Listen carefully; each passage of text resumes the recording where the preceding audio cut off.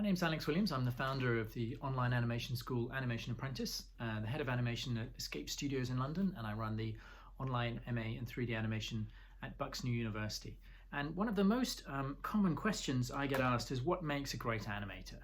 You know, what goes into making a really, really good, talented animator, someone who's really going to succeed and do well in the industry? And it's a really interesting question because, of course, what I teach primarily, both online and in the classroom, is technique. And you come to someone like me and you learn technique, and I will show you techniques to help you build an animation portfolio, create a demo reel, and ultimately enter the industry and work as an animator. But there is something else. There's something that goes beyond technique. I remember we had a talk from the head of animation at Cinesight in London a year or two ago, and he was explaining that there is a kind of X factor in animation, a sense of entertainment, a sense of being able to give a performance that is much harder to teach than technique, but ultimately is what they are looking for in an animator, because it's what makes your work interesting and fun to look at. And it's interesting because I've just been looking at some of the week 2 stuff at Animation Apprentice, and week 2 is when I have the students build a set. We spend a single week on modeling, and it's only a week, partly because there's a lot of modeling tutorials out there, but also because there isn't really time in the animation program to take a lot of time with modeling. But what you can do with modeling is you can make an interesting scene, not just something that's well modeled, not just something that's well made with good topology and all the rest of it, but also make it interesting. Is there a sense of fun about it? Does someone tell a story? Recently one of the students just sent me a room with a chair in it, but she'd made it look like the Van Gogh painting at Arles, Van Gogh at Arles. And what a brilliant idea. I thought, that's so interesting, that's so clever.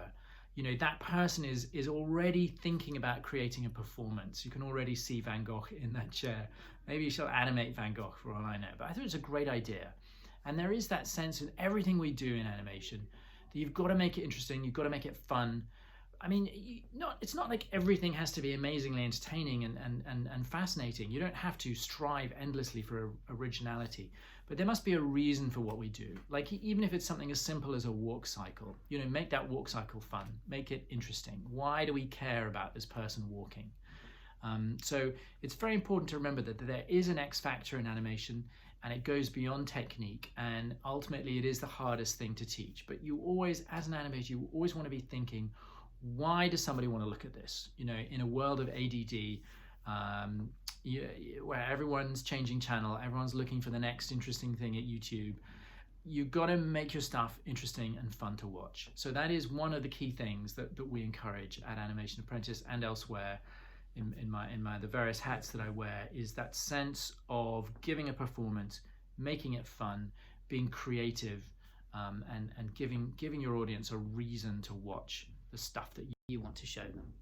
So how can I help you to become a professional animator? First of all, subscribe to my YouTube channel, get all my free stuff. Secondly, if you want to get started now, sign up for my course at animationapprentice.org, or come study with me at Escape Studios, or sign up for the online MA in 3D animation at Bucks New University.